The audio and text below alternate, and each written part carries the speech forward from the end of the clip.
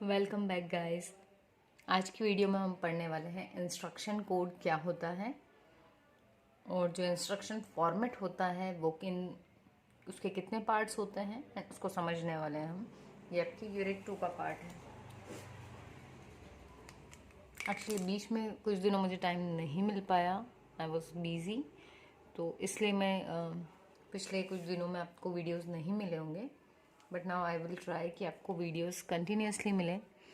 चलिए, तो जो इंस्ट्रक्शन कोड होता है, देखिए हम सब ये जानते हैं कि जब भी हम कंप्यूटर की बात कर रहे हैं तो कंप्यूटर में जो भी हमारा प्रोग्राम होता है तो हर प्रोग्राम में कुछ ना कुछ इंस्ट्रक्शंस लिखे हुए होते हैं, राइट। जैसे अगर मान लेते हैं कि हमने एक प्रोग्राम लिखा, प्रोग्राम में हम कुछ एडिशन कर रहे हैं, ठीक है। उसका जो भी रिजल्ट आया हो सकता है उस रिजल्ट को फिर हम किसी में से सब्ट्रैक्ट कर रहे हों या फिर मल्टीप्लाई कर रहे हों, और फिर हो सकता है हम उसको किसी आउटपुट पर डिस्प्ले करवाना चाह रहे हो, ठीक। कुछ भी हो सकता है, या कुछ भी एडिशन का जो आंसर आया है उस आंसर की बेसिस पे हम कुछ करवाना चाह रहे हो। मान लो यदि हमें प्रिंट करवाना है कि किसी का फर्स्ट डिवीजन है या सेकंड, ठीक है, तो हम क्या करेंगे, उसमें इंस्ट्रक्शंस, पहले उसके सारे नंबर्स को ऐड करेंगे, देन फिर हम उसका परसेंटेज कैलकुलेट करेंगे और फिर हम आउटपुट पर देंगे कि उसका फर्स्ट डिवीजन आया है, सेकंड आया है या जो भी आया है, ठीक है। तो अब क्या हुआ, हमारा जो भी प्रोग्राम है वो क्या है, सेट ऑफ इंस्ट्रक्शंस। मतलब किसी भी प्रोग्राम को हम इंस्ट्रक्शंस लिख लिख कर ही बनाते हैं। तो प्रोग्राम की सबसे छोटी यूनिट हो गई एक इंस्ट्रक्शन, ठीक। तो अब इंस्ट्रक्शन क्या होता है, अब यदि हम बात करें तो देखिए, अपन ने तो ऐड लिख दिया, ये कौन सी लैंग्वेज हो गई, ये अपनी हाई लेवल लैंग्वेज, मतलब जिसे हम समझते हैं। लेकिन हमारा जो कंप्यूटर है वो किसको समझता है, मशीन लैंग्वेज को, मतलब 0 और 1 के फॉर्म को, है ना। तो यही जो हमारे ऑपरेशंस हैं इनको इंटरनली जब लिखा जाता है 0 और 1 के फॉर्म में, मतलब बिट्स में, तो उसको बोलते हैं हम इंस्ट्रक्शन कोड। तो अब इसको पढ़ लीजिए एक बार।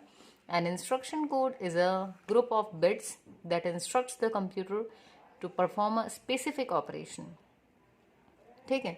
तो हम जो भी दे रहे हैं बिट्स, उसका एक पर्टिकुलर कॉम्बिनेशन होता है हर प्रोसेसर के लिए। तो हो सकता है कि किसी प्रोसेसर में ऐड के लिए, एग्जाम्पल के लिए ले रहे हैं हम, ठीक है, मान लो किसी में ऐड के लिए कुछ ऑपरेशन कोड दिया हुआ है, ये कि जहाँ पर हमने ऐड लिखा होगा तो इंटरनली सिस्टम को ये बिट्स मिलेंगी जिससे वो समझ जाएगा कि मुझे ऐड करना है, ठीक है। तो स्पेसिफिक का मतलब यही है कि जो फिक्स है, ठीक है। हर ऑपरेशन के लिए ये बिट्स का जो ग्रुप है वो फिक्स रहेगा, तो वो आइडेंटिफाई करेगा कि किस ऑपरेशन को परफॉर्म करना है सिस्टम को, ठीक है। और फिर ये इंस्ट्रक्शंस कहाँ पर स्टोर रहेंगे, ये मेमोरी में स्टोर होंगे, किस फॉर्म में, बाइनरी फॉर्म में, ठीक। तो अब यदि इन जनरल हम बात करें फॉर्मेट की, क्योंकि देखिए माइक्रो प्रोसेसर कोई सा भी हो सकता है, पुराना जो हम देखते थे 8085 वो हो सकता है, या लेटेस्ट जो माइक्रो प्रोसेसर्स यूज़ होते हैं वो भी हो सकते हैं, ठीक है। तो जो उसमें जनरल फॉर्मेट की हम बात करें तो एक इंस्ट्रक्शन जो होता है उस इंस्ट्रक्शन के दो पार्ट होते हैं। पहला होता है ऑपकोड। ऑपकोड का फुल फॉर्म होता है, it is also known as operation code. तो हम एडिशन सब्ट्रैक्शन कौन सा ऑपरेशन परफॉर्म करने वाले हैं वो किस पार्ट से पता चलता है, वो इस पार्ट से पता चलता है, ठीक। ये भी फिक्स रहता है, ये हमें याद करने की ज़रूरत नहीं रहती है। वो हम तो लिखेंगे ऐड और सब्ट्रैक्ट इस फॉर्म में, हाई लेवल में। इंटरनली ही ये कन्वर्ट हो जाते हैं किसमें, बिट्स के फॉर्म में, ठीक। बट हमें ये पता होना चाहिए कि ये क्या होता है, इसलिए हम इसे पढ़ते हैं। तो ऑपकोड जो है वो ये बता देगा, operation code of an instruction is a group of bits that define the operation. तो ये ऑपरेशन डिफाइन करेगा। दूसरा पार्ट होता है एड्रेस या फिर ऑपरेंड। अब मान लो ऐड तो करना है, लेकिन किन नंबर्स को ऐड करना है, तो उसको बोलते हैं हम ऑपरेंड, ठीक। मतलब जिसके ऊपर ऑपरेशन परफॉर्म होना है, ठीक है। तो अब ऑपरेंड में हो सकता है कि कोई हमने इमीडिएटली डेटा दिया हुआ हो, जैसे मान लो यदि मैंने लिखा ऐड 10 20, ये हम इन जनरल देख रहे हैं। आगे इन फ्यूचर हम इंस्ट्रक्शंस भी देखेंगे, उनके प्रॉपर फॉर्मेट सिंटैक्स क्या होते हैं वो देखेंगे, बट समझने के लिए जैसे ये, तो 10 और 20 दोनों को ऐड करवाना है, तो ये दोनों क्या हो गए हमारे ऑपरेंड्स, और ऐड क्या हो गया हमारा ऑपरेशन, ठीक है। तो अब यहाँ मैंने, क्योंकि इस इंस्ट्रक्शन के अंदर ही डेटा दे दिया है, तो इसको बोलते हैं इमीडिएट डेटा। या फिर मैं चाहूँ तो यहाँ पर एड्रेस भी दे सकते हैं, जिस एड्रेस पर हमारा डेटा रखा हुआ है। मान लो 10 और 20 को मैं कोई मेमोरी लोकेशन पे रख दूँ और उसका एड्रेस कहाँ दे दूँ, यहाँ पर, ठीक है। तो ऑपरेंड में क्या आएगा, ऑपरेंड इंडिकेट्स द रजिस्टर। यहाँ पर हम रजिस्टर का नाम भी लिख सकते हैं, किसी रजिस्टर में हम डेटा डाल दें और यहाँ पर उसको स्पेसिफाई कर दें कि भैया उस रजिस्टर में जो डेटा है उसको ऐड करना है, ठीक है।